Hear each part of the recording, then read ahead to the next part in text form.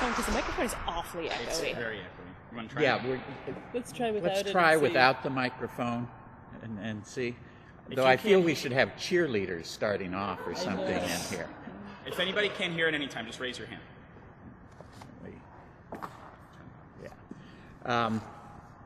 Well, thank you, and thanks for all being here on a Saturday morning. When we talked on the phone about a week ago, we talked on the phone about a week ago, and there's so many aspects that we could talk about on labor and the politics of austerity and what's going on. And so one, I wasn't going to focus on sort of the economic impact of austerity by trade agreements and shipping jobs overseas and what's happened to manufacturing unions, but more sort of the political attack on labor and particularly on sort of the public sector unions, which had been sort of the most vibrant and certainly the most economically healthy over the last 10 years. And some of it may sound a little bit like more clerical and administrative and revenue streams and cutting off dues and payroll deduction to unions.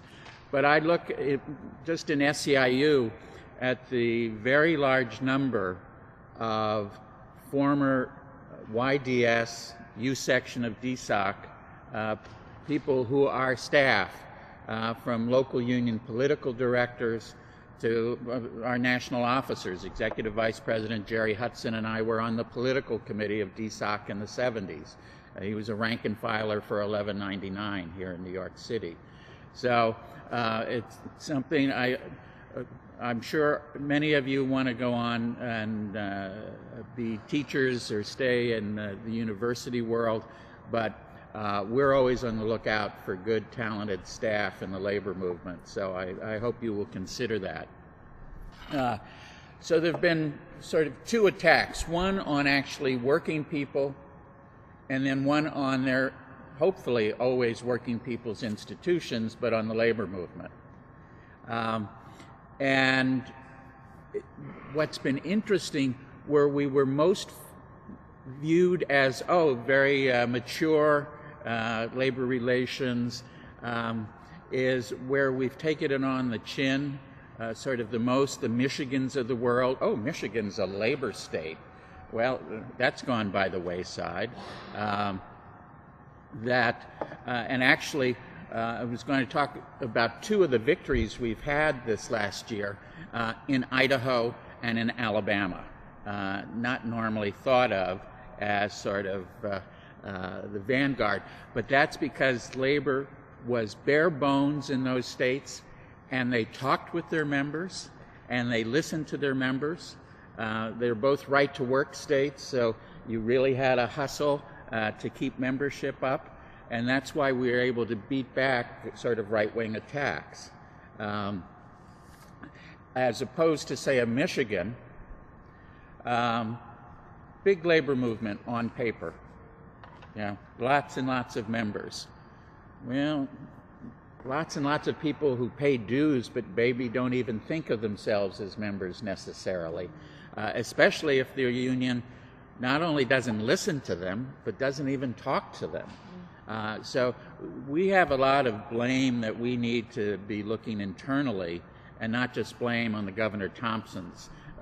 We have to take stock, we have to think outside the box, and we have to renew ourselves internally, and that's why we always at least in SEIU, look for new blood and new people coming in to help us be thinking along different lines. For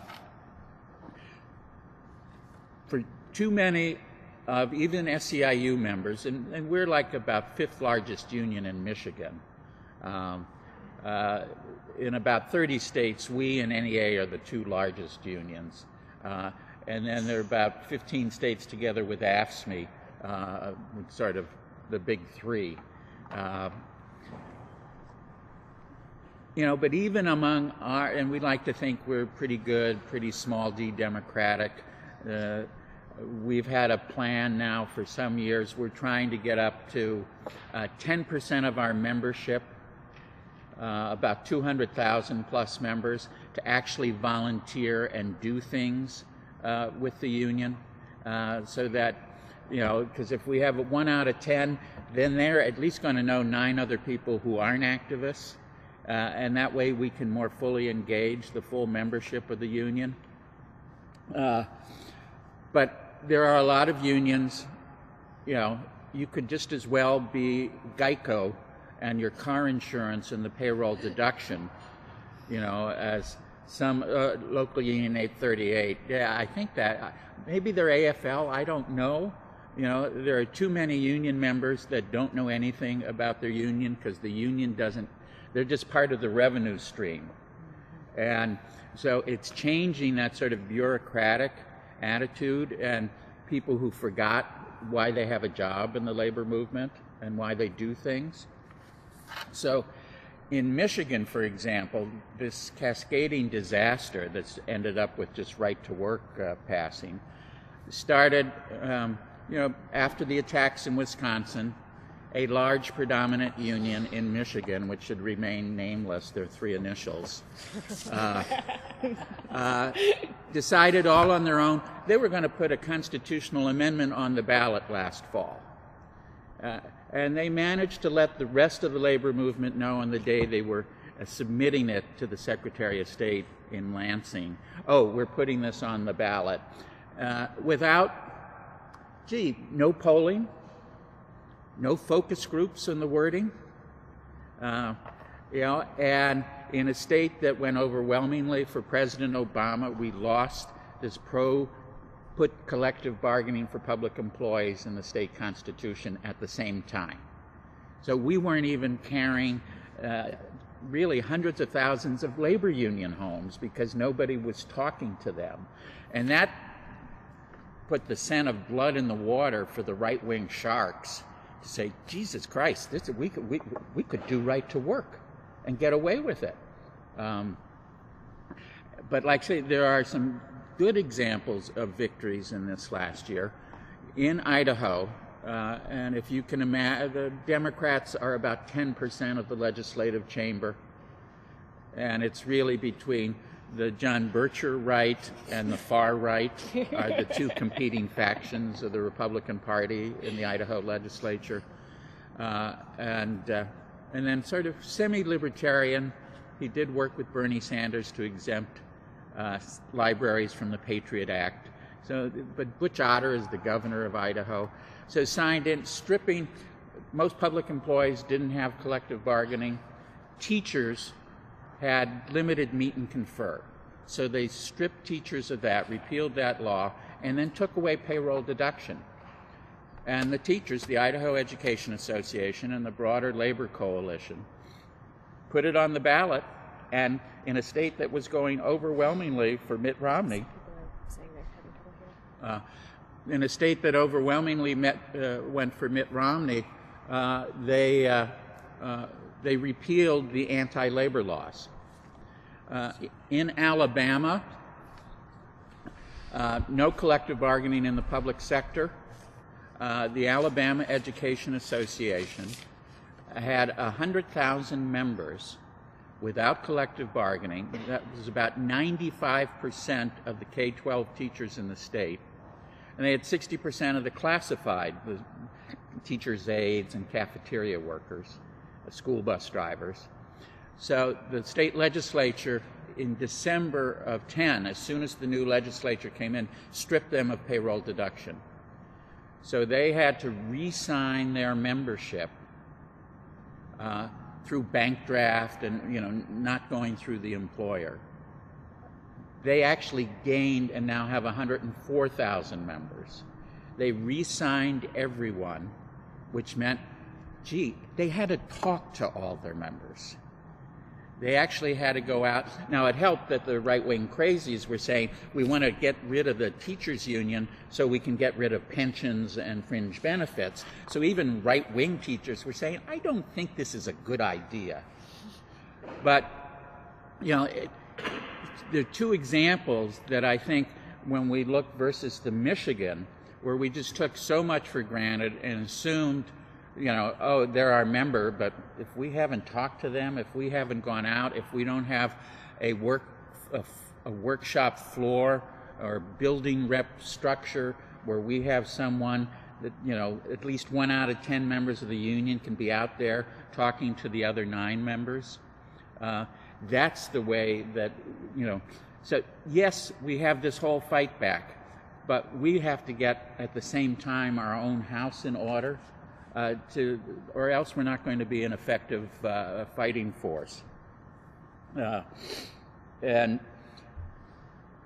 one of the things why it went down in Michigan, we did do exit polling. We may not have done polling before we put the thing on the ballot, but we did exit polling to find out what we did wrong. And even union members thought, oh, that's just for the office. That's just to benefit the union staff and stuff. It's not going to help working people. And one of the things that SEIU, we have helped create this thing called the Fight for a Fair Economy, that we have to be seen as fighting for the whole broader workforce, for low-wage workers, not just as a special interest group for our members, but that everyone else has a stake in our success. So we put a great deal of resources, diverted a lot of money from organizing into the Fight for a Fair Economy in 18 cities, and that's now starting to continue and that was unemployed and low-wage workers and, you know, fast food places. Oh, you can't organize those. That's the traditional labor movement response. You can't get those people. But most of our growth of the 1 million new members in the last 10 years in SEIU have come from independent contractors. Oh, you can't organize home health care workers. They're independent contractors. You can't organize daycare center operators. And we've actually had to create employers and structures so there's a framework for collective bargaining to advance that. And we had to think outside the box. And that's the challenge that I hope some of you will think about as a possible, you know, workplace in your future. And you're going to hear some more about some of the effort is going on, but we have to not just rebrand in a marketing campaign, but in reality of what the labor movement stands for, and that we are a voice for a much broader section, not just for our 8, 9, 10% of the workforce, but that the rest of the working class needs to look to, oh yeah, they're fighting for me. I have something at stake on whether they're around or not. So that's sort of at least where we are in SEIU. Some other unions, I think AFSCME and NEA have been most hit. We're a mixed. About half our members are public sector. So these attacks on payroll deduction and our revenue stream have hit us, but not to the degree that they've hit AFSCME and NEA and NAFT. But with that. Thanks. Hi, I'm Sara. I write about labor. As I think I introduced myself on the phone call that we had before this, I write things and sometimes they are about labor. I am also a precarious worker myself. I do not have a job. I have work. I have freelance work. Mostly it pays the bills. So I write for, as I mentioned, I used to be the labor editor at AlterNet. I wrote about the fast food workers for The Atlantic. I've written for The Nation. I've written for a lot of places. Skip is trying to convince you that you should come be organizers. I would love to tell you that you should all go into journalism. I wish I could advise that, right? But yeah, so I write about labor because I have been off and on a precarious worker most of my life. I've worked in restaurants, I've worked in retail, I've washed dishes, I've cleaned up trash. And so I did not come from a union family. I was raised by Republicans. And I wound up here doing this because of my experiences at work. So in covering labor in the last couple of years, there's been a few things, right? We've talked about the attacks on public workers. We've talked about what that did. I want to talk about something just for a second, very specific that happened as a result of, can you guys hear me? I'm just gonna leave it there. Okay. I feel like I'm loud enough. I can hear my echo, so. What I want to say is that the attacks on public workers in Wisconsin and especially in Ohio won this election for President Obama. They absolutely 100% did. Anyone who tells you otherwise doesn't really pay attention to labor. I went to Ohio with another wonderful student group, actually, this summer, talked to a bunch of union organizers, talked to the police union, which for the first time was working with the rest of the labor movement. It was door knocking with Working America, they were all together. They came out to defeat SB 5, which was the anti-union bill, and then they had a movement to go forward. They are organized more so than they've ever been in Ohio, and they turned out they reelected Sherrod Brown despite the most money in any Senate race being dumped in against him. Sherrod Brown, one of the best, Yes. we would all say, one of the best in the Senate. Now we have Elizabeth Warren, so we're getting spoiled, but we have two that aren't awful, and Bernie. And Bernie. And Tammy Baldwin in Wisconsin, the same story, right? Even though they didn't manage to get rid of Scott Walker, they did manage to, again, unite the labor movement in a way that it had never been before. That is something that we got. However, President Obama is not going to do anything for labor. He's not. That's just a fact. We are not going to get anything remotely close to the Employee Free Choice Act. We are going to be lucky if we don't get horrific guest worker provisions in this immigration bill. Labor is going to throw a ton of resources into this immigration bill, as they should, because it's about time. But Democrats are not going to do anything for unions to help unions organize. They're just not. They have too much Wall Street money. And also, even though those were victories in those states, they were still playing defense. So what I want to talk about now, as Skip mentioned, is places where labor is playing offense. And a lot of that has been happening here in New York, which makes me really happy because I can't afford to travel. I've been covering the fast food worker organizing, workers at JFK Airport who are organizing, grocery store workers, and domestic workers, hotel workers, service workers of all types who tend to be low wage, considered to be low skill. These are workplaces that are dominated by women of color, and this is what people can't be offshored. Exactly. So when you say these are dominated by women and women of color, when people are saying you can't organize those people, that's sort of who they're implying you can't organize. And yeah, we'll go into that a little bit more later. But as Skip said, these are jobs that can't be outsourced. You can't take that McDonald's on your corner and move it to China because it unionizes. So these are the jobs that are here. These are the jobs that are staying. Manufacturing is, we like to talk about manufacturing a lot. And I'm going to hit this again before I close here, but manufacturing jobs are gone, even the ones that are, they're a smaller percentage of all jobs on the planet now because of automation. That's just a fact. Manufacturing jobs are not going to come back and be the backbone of the US economy, so we need to organize the jobs that exist and make those into good jobs. But yeah, so in addition to these jobs not being outsourced, we have not figured out yet how to replace the fast food worker, your home care worker, a nurse, a teacher with a robot yet. I'm sure they're trying. The personal aspect of these jobs is actually what is valued, and that's considered to be low-skill work, and this is considered to be low-skill work largely because it is women's work. These are, again, all of these are things that play into why the traditional labor movement did not think these were organizable jobs. Now, of course, we're finding that not only are they organizable jobs, but some of the most exciting organizing we've seen in the last couple of years has come from teachers in Chicago, has come from fast food workers and Walmart workers, has come from home care workers that nobody thought anybody could organize, people who are working isolated in somebody's home, has come from domestic workers, nannies, housekeepers. Again, people who are who work independently in somebody's home are managing to come together collectively to organize for their rights. That's amazing. That's really impressive. When we have an economy that's something like 30% part-time freelance workers like me, people who work in a coffee shop or in a home, the fact that we're organizing low-wage home care workers and domestic workers collectively should be a sign of tremendous hope. So what happened here? Everybody's heard about the Walmart strikes. You might not have heard about the fast food workers. Across New York's entire fast food sector, across McDonald's, Burger King, KFC, Pizza Hut, Domino's, I think that's it. On which? Wendy's, right. I can't forget Trevon. He's my favorite. They all came together and struck on November 29th. All together, workers from these restaurants across the city all went out on strike. They had multiple events around the city. There were picket lines outside of the restaurants. And it was a shot across the bow. Oh, we can do this. We've actually pulled this off.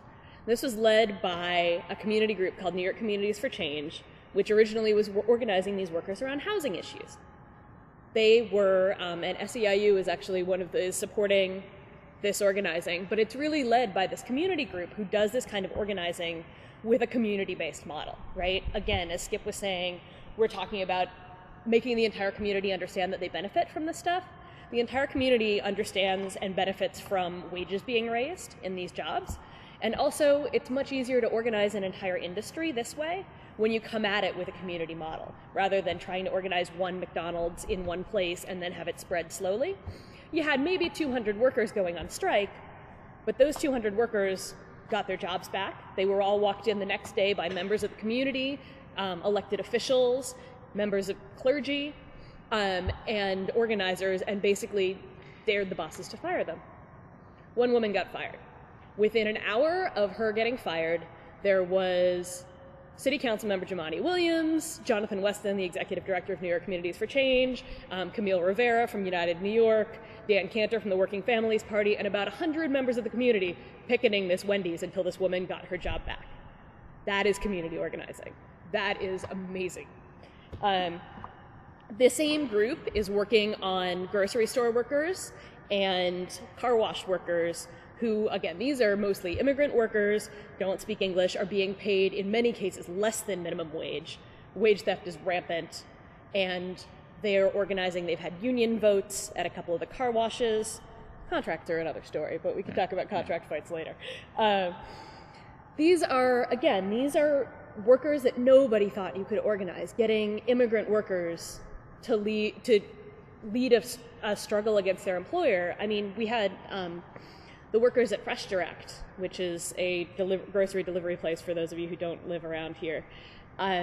They tried to organize, and mysteriously, immigration raided their workplace. This happens, as we can no doubt talk about, more often than it should. So for immigrant workers to fight back is really, again, it's hard. It's impressive that you can manage to organize and win union victories. So this is when we're saying that labor needs to reach outside of just the shop floor, outside of just the members, to engage the members that exist, and also to convince the broader working class. And I say not just working people, because there's a lot of unemployed people who also need to be involved in this kind of work. This is the kind of work we need to be looking to. This is the kind of work that engages people who aren't in unions yet, but could be. This is the kind of work that engages people in all sorts of struggles, from housing to, So again, I said before, we hear a lot about bringing back manufacturing work.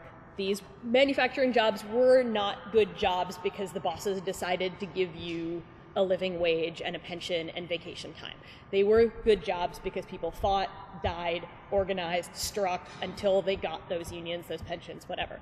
The fact that the union that shall not be named just got hammered in Michigan is, that's what they're trying to take away. But the idea that service jobs cannot be organized the same way. Back in, the 20s and 30s, the factory jobs were the jobs that nobody thought they could organize. The AFL didn't want anything to do with them. It took a whole new kind of thinking and a new kind of organizing to do that. And we, hopefully we're looking at another moment like that, because otherwise this could get really depressing. And I will hand this off to Liza. Liza, before you go. Guys, really quickly before Liza goes, I've been asked by Maria Svart to issue a directive to all of you. It involves Twitter. Uh-oh. Give me a moment here. Maria would like to tell all of you guys to tweet your thoughts regarding the speakers in the conference with the hashtag YDSCon. And for all of you who have been tweeting at DSA or YDS, it's actually not our Twitter handles. They're YDSUSA and at Dem Socialists. So please stop tweeting at the incorrect handles. Thank you. Because we want politically correct Twitters. Yes. If enough people tweet a thing, doesn't it become no longer incorrect? That is true, yes. Yes. But people are subverting our branding, so so they should stop. The marketing department is very upset about this. Okay, sorry, thank you. Okay, so I'm going to add a few things to Sarah's glimmers of hope, and also both of these things that I'm about to talk about are examples of workers rethinking their relationship to unions and to outside publics, and I think that's really, really important. So the first one is Walmart. You have heard some about the Walmart workers who went on strike last fall. There are always workers at Walmart investors meetings. Usually they are bussed in to do the Walmart cheer. That's a constant. Workers doing the Walmart cheer at the investors meetings. This fall, some 200 Walmart workers also showed up, not to dance or cheer, but to mic check the CEO, who had weakly and somewhat frightenedly invited them to meet individually with the Human Resources Department. They politely shouted, "We are not here as individuals." You can imagine this. "We are not here as individuals. We are here as a group. We are here as a group." And that is a really intense statement for Walmart workers to make. Associates, please. Yes. It has long been one of the most anti-union, anti-worker companies in this violently anti-worker nation of ours. The ideology of even some of the bravest Walmart workers, and I've been interviewing these people for years, is intense. They will stand up to their employer in all sorts of ways, including suing them for sex discrimination. And very often, if you ask these same people about unions, they will say, "I have a big mouth. I can speak for myself." And indeed, that has been a really successful talking point of Walmart communicating to its workers. You do not need a union because you can speak for yourself. So for Walmart workers en masse to show up and yell at the CEO that they are not here as individuals, they are here as a group, is a very intense historical moment. The union there usually represents grocery workers, United Food and Commercial Workers, International Union, has been trying to organize Walmart workers since the 80s. Sometimes when these efforts surface, the media will cover it as, "This is so new, nobody's ever tried to organize Walmart before." That is not true. People have been trying to do it for a very long time. But because of a combination of factors, the union's own difficulty in actually talking to workers, as Skip mentioned, the weakness of the larger labor movement, the patent uselessness of the government bodies that are supposed to enforce existing labor laws, the effectiveness of Walmart's own union busting on the ideological level and also on the level of just firing people, and the company's willingness to deploy illegal tactics whenever the legal ones fail. All of these things have made it very difficult to organize Walmart workers, and as a result, still, not a single Walmart worker in the United States belongs to a union. That's over 1 million. It's the largest employer. Yes, and it is the largest private employer in the United States. And so it's long been clear that the company's relationship to its workers would never change without some dramatic action from the workers themselves. And I think we are seeing that that action has at last begun. For the first time in the company's 5-decade history, Walmart workers last fall went on strike in Dallas, Miami, Washington, D.C., the Los Angeles area, and many other places. The mic check at headquarters was only one of many actions that took place all across the country. And at the heart of all of their actions was a demand for freedom of association. It doesn't mean that they were saying we have to be able to join the United Food and Commercial Workers. They wanted to be able to join together and organize for their rights. That's fundamentally what that term means. They had formed a group called Our Walmart. It receives dues from its members. The group gets assistance of many different kinds from the United Food and Commercial Workers, but it is not itself a traditional union. It allows both current and former Walmart workers. Its structure allows the workers to work together and make demands on the company now, rather than after months or years of fighting for union recognition, which may never come, which could mean never. I mean, and that's one of the reasons that traditional union organizing is often unappealing to these kinds of workers, is that if you have to wait until your employer basically gives you permission to negotiate with them, then that might be never. So it can be very epically not worthwhile to engage in these struggles if you don't think you're going to get anything. Our Walmart formed several years ago, and it represented a huge change in strategy for the United Food and Commercial Workers, which had been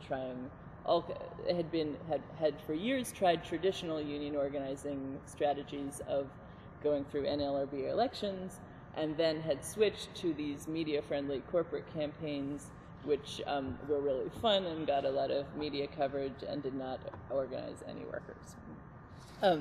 So this third approach, trying new ways to allow the workers themselves to take action and organize each other, does seem to be working a lot better so far.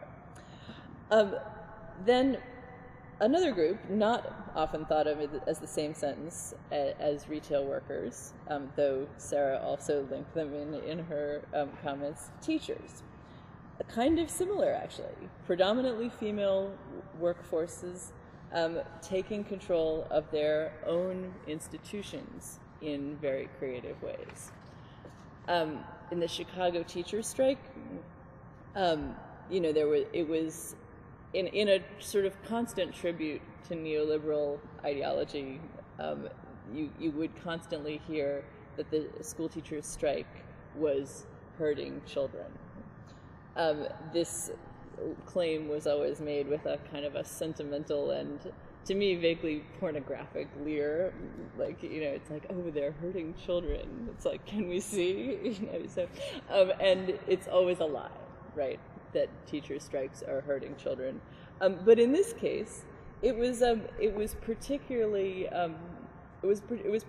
amazing and almost a great allegation, because it invited the union to explain what they were actually all about.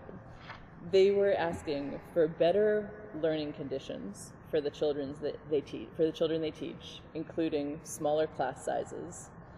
In early grades, it is well documented that large class sizes hurt student achievement. Small class sizes are one of the few proven ways to narrow the achievement gap between rich and poor children. It does not matter how you measure this achievement. Staying in school and not dropping out, going on to college, scoring well on standardized tests, just any way that you measure learning anything, the smaller class sizes are better. So despite all this well-known research, class sizes in Chicago under Democratic mayors have increased steadily over the past 2 decades, with some kindergartens having 43 5-year-olds in one room. So that hurts children, and that was one of the major things that the teachers were protesting. They were also protesting a testing regime that rewards schools for only for performance gains on reading and writing, that punishes poor test scores by closing down schools and firing teachers. They were protesting the fact that under this testing regime, the arts have suffered, that only a fourth of the city's neighborhood schools had a full-time art teacher and a full-time music teacher. 42% had neither. They were protesting the fact that the mayor obviously knows that this is a bad situation for children because he sends his own children to a nice private school with lots of arts and no testing at all. And, you know, so all kinds of blowhards on Twitter and the op-ed pages and other venues far removed from the reality of urban education like to blame all the problems of public schools on teachers.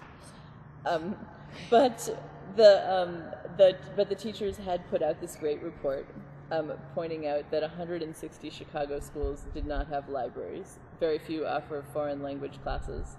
If the city were to stop spending vast sums of money on privatization experiments, it would cost relatively little to give all the Chicago children the education that they need. So by going on strike, the teachers were building the kind of political power that could allow them to force such changes. And that was probably why, and they had actually gone out and talked to parents and got them to understand this reality, which meant that that even the overwhelmingly poor working class families that send their kids to Chicago's public schools, despite the vast inconvenience of not being able to send their kids to school, were supporting the strike.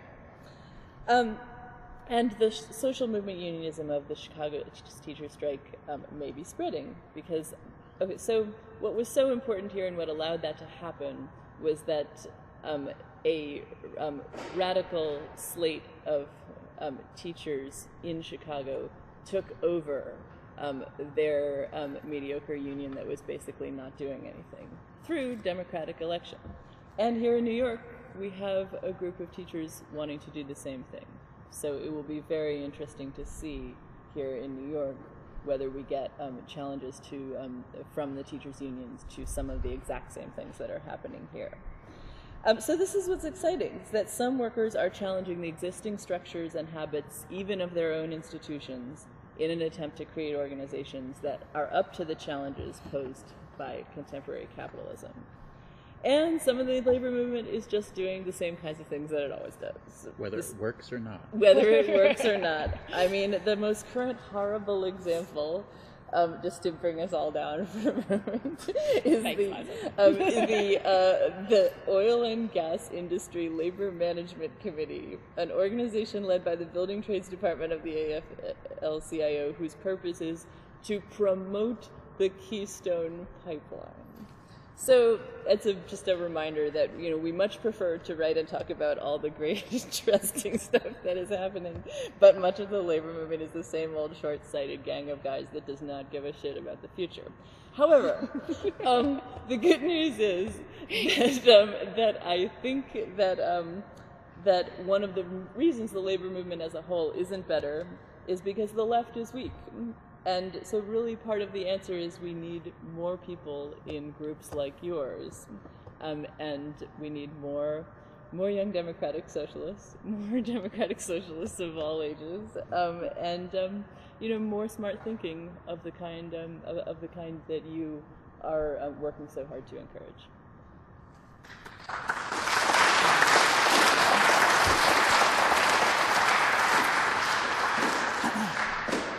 Thank you to all our speakers. We have about 20 minutes to do Q&A. What I'm thinking that we'll do is maybe take a round of 3 questions so they can answer, and then do another round of 3. Really quickly, I just want to encourage people, if you have like a question about any terminology or acronyms we used up here, please don't be afraid to ask. Like, all of us are very involved in labor movements, so we kind of, you know, eat and breathe this stuff. So if you don't know what the NLRB is, or what, you know, payroll deduction is, or you don't know what the NEA is, or SEIU, feel free to ask. Don't be embarrassed. Just do it, because I didn't grow up knowing this stuff either. Yeah. Okay, so let's see a show of hands, and I'll take 3 questions. Okay, if you want the mic, we'll use the mic. Is that your only question? Okay. 3 more questions. No. Anyone else? I just want to see more hands go up. More hands. Okay. John.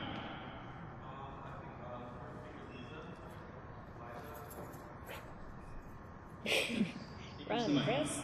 Cool. The third speaker, Liza. You seem to have a lot of background in the organization going on in Walmart. My mom works at Walmart, so that's kind of it's kind of close to home. You mentioned that our Walmart is taking something akin to union dues. What exactly is that money going towards, and what kind of programs is our Walmart working on at present? Good question. So we'll take 2 more questions first. Are we doing a stack? A short. Okay, then I'll have to remember it. But okay. Okay, 2 more questions. Do we have anyone in here who had a question? Would like to encourage new voices? No one? Okay, Evan. My question to you, Sarah. You talked about the plan of action November 29th of the fast food workers. And I guess what my question is how credible are those numbers to gauge the activism within these fast food industries? Like, how much of these people are just allies or other people coming to support? I mean, how much of these numbers were actual fast food workers risking their jobs? I think it's really what I would say, the whole movement, how much is actual worker involved in that work? Okay.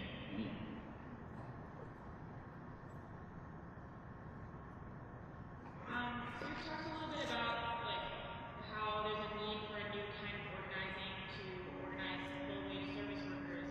My question is, do you think that the institutions that we've built over decades and decades can be like reconstituted to do that kind of work, or is this the kind of project that will go more in the direction like New York Communities for Change, where we take community organizations and kind of build it from the ground?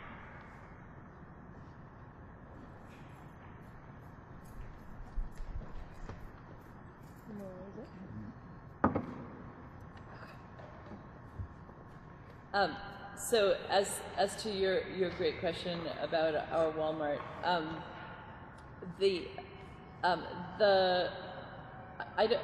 as for the kinds of things that they're doing with the dues, I don't actually know in detail as I should. I mean, I think that it costs money to do all that organizing, and it costs money to have a fund in reserve for all the legal problems that going on strike against a company like Walmart, like those are very risky things to do. So I think a lot of the dues are just simply to allow some of that organizing to happen in some responsible way. But it's also, I mean, most of what they do is internal education, because the UFCW will do a lot of the publicity and kind of press work to calling attention to this stuff. So, a lot of it is really internal education. But I would say what probably takes the most money is having some kind of safety fund and legal advice. And I think the dues are like $5 a month. Yeah, they're really, not collecting a lot. They're really low. Yeah. Yeah.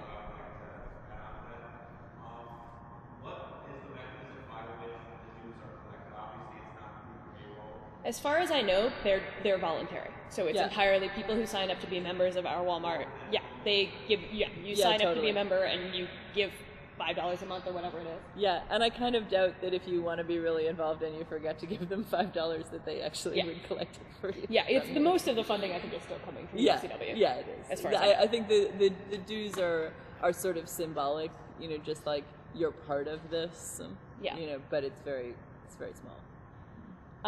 To the question on the fast food workers, it was not a day of action, it was a strike. It was 200 and something workers from across the city going on strike. They were absolutely risking their job, and as far as I know, none of them have actually lost their jobs, but they were absolutely risking their jobs. And since it happened, there has been more and more buy-in from workers who, a lot of them who are telling me, people that I've talked to that went on strike that day, have been telling me that their coworkers who saw the strike and saw them leave and not have any consequences are now regretting that they didn't go on strike. Workers, I was standing on the picket line outside of the Wendy's that day and watched another guy who was seeing the picket line walk out the door and join the strike, walk out in the middle of the shift and join. So 200 workers out of New York's fast food worker population is not much. That's absolutely true.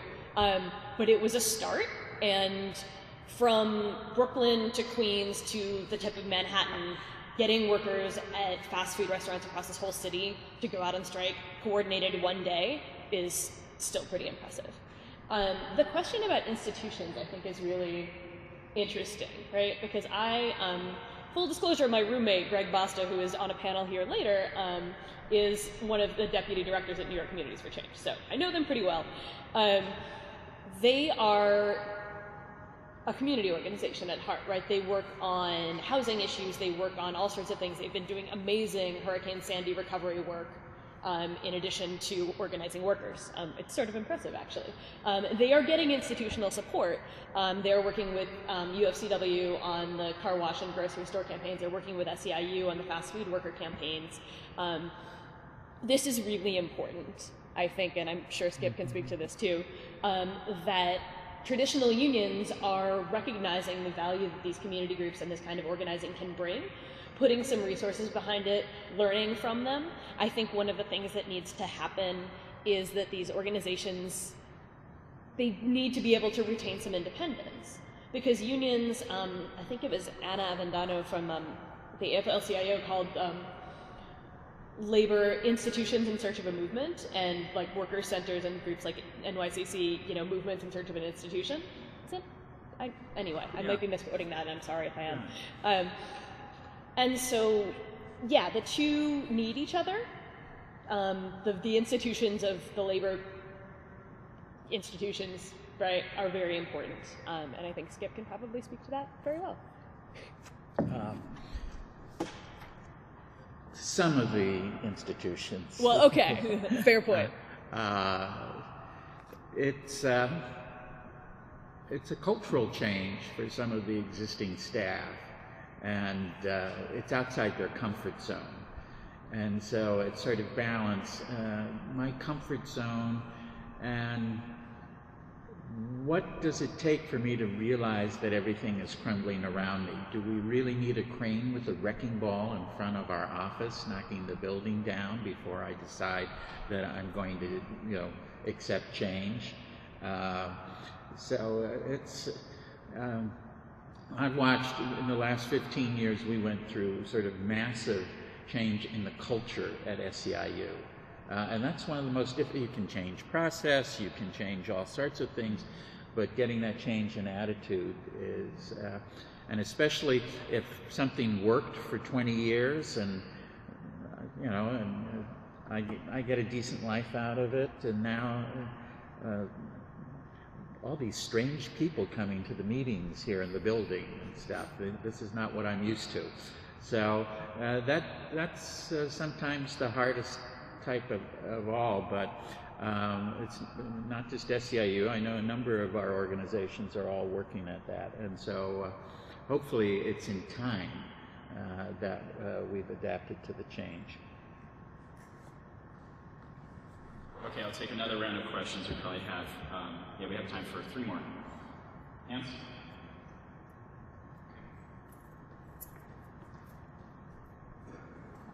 Hi. I guess I'm directing this question a little more towards Skip.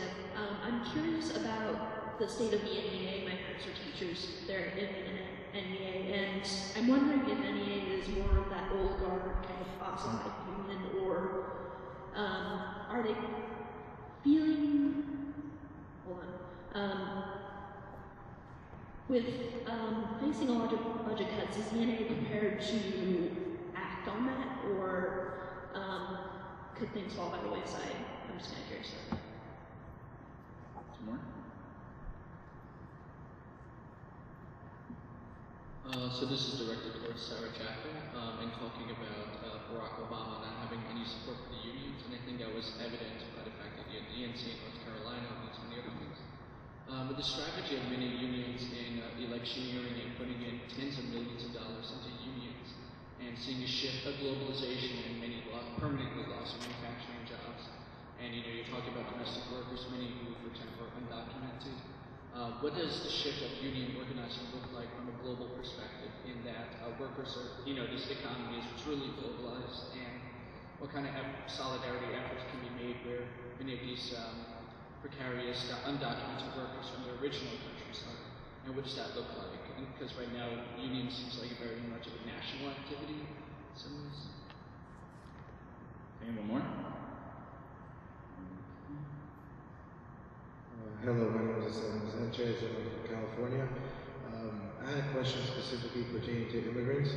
Now, I come from a very small migrant family, so I wanted to know from you three up there the best way to try to communicate with farm workers and try to get them to realize the situation that they're in, because there's a lot of confusion because they're scared, if they're undocumented, to speak out against the people that are employing them. So I really want to know, how do I, as a student, when I go back home, bridge that gap with the workers from my hometown?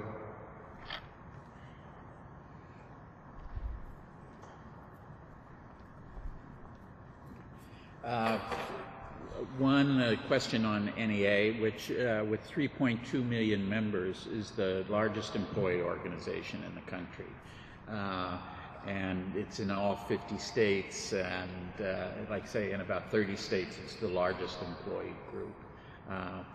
But there are about 25 states where they don't bargain, where they're a professional association, because the public sector collective bargaining is not legal. But in other states, full-fledged union in every way.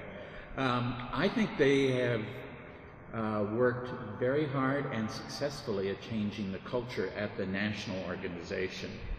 I worked as a field political organizer for 8 years in the 80s for NEA, and we used to joke that the Bureau of Indian Affairs would send their new staff there to learn how to be bureaucrats.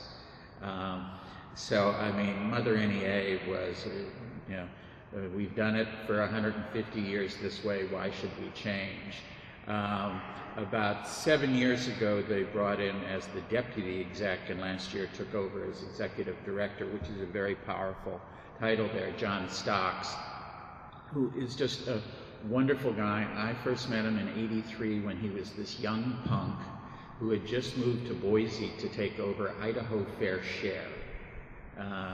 So if you can imagine, again, heavily LDS, Latter-day Saints state, very right-wing politics. So he's out of Evergreen College, which is where he graduated, and he has been shaking up the culture and that staff like nothing before. So I'm very excited at what's happening at Mother NEA, as it was referred to. Can I say something about the NEA? So to the NEA, I think that it is, yes, there is a little bit of shaking up going on, but it is badly in need of takeover by local groups of teachers. I mean, for example, in Massachusetts, where teachers really want to fight the privatization and the budget cuts, and which is really a twin agenda, right? You starve the public sector, and then it works so badly that they can say, well, we have to privatize it now. So those are really inseparable agendas: austerity and privatization. And and so there was I talked to a community organizer there who was trying to get the NEA to work with them on this, and the NEA in Massachusetts were basically like, well, why do we need to get involved in that? And and he said to them, because every charter school is a DCERT. So a DCERT is a very union technical term that means you dissolve your union.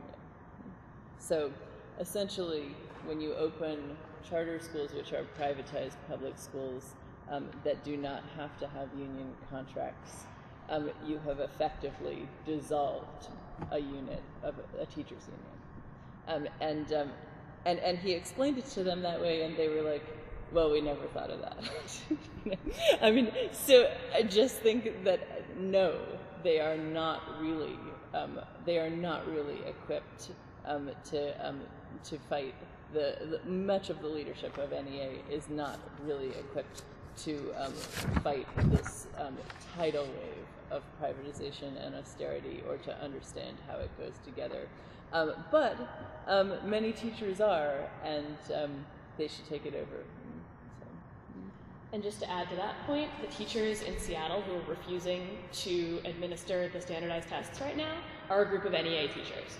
And the union is at least saying they support them. Oh yeah. So, no, that's that's, I mean, more of that, please. Yeah, absolutely. To the question about, I think it was sort of a two-part question, right? About unions putting money into Obama and getting no return, and then globalization and sort of global organizing. I wish I knew more about this. There was actually a story that I wanted to do last week that I did not get to do, because freelancing, you got to do what people will pay you to do. It sucks. Was a story of here in New York. We're in the middle of Fashion Week, or Fashion 2 weeks, or however many stinking weeks it is. And there were a group of workers from several different countries came to turn up at Adidas's event to protest Adidas's use of sweatshop labor across the world. And this was organized with United Students Against Sweatshops, who are still around and still doing great work. And it is part of a 10-country campaign to organize the workers in garment factories. And these are across multiple language borders. And again, I didn't really get to write the story, and so I didn't really get to do the reporting on this story. So it's sort of, this is the surface of what I know on it. But stuff like that is pretty exciting.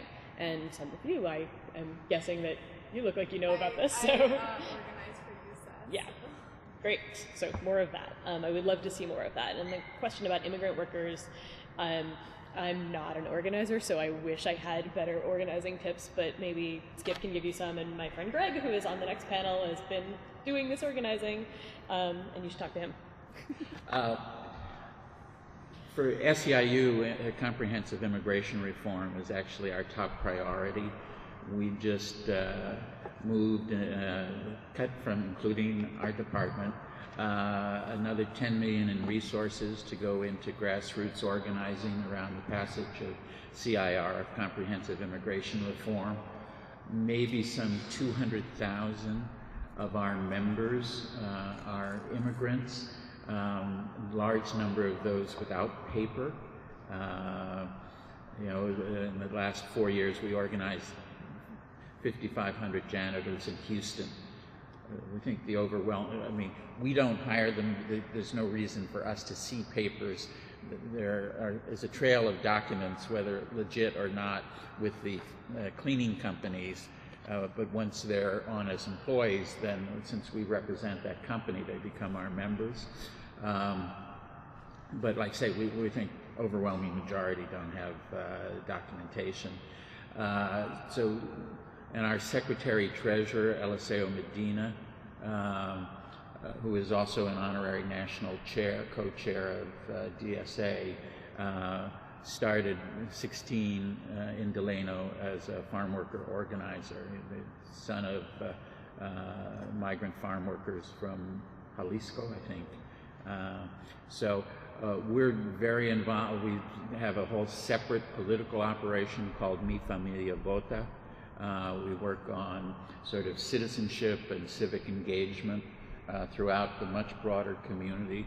And we're joined by a lot of the rest of labor getting more and more involved in that. So, but yes, you know, there are lots of groups looking for both people and human resources and for opportunities to do civic engagement in the, and it's not just Latino.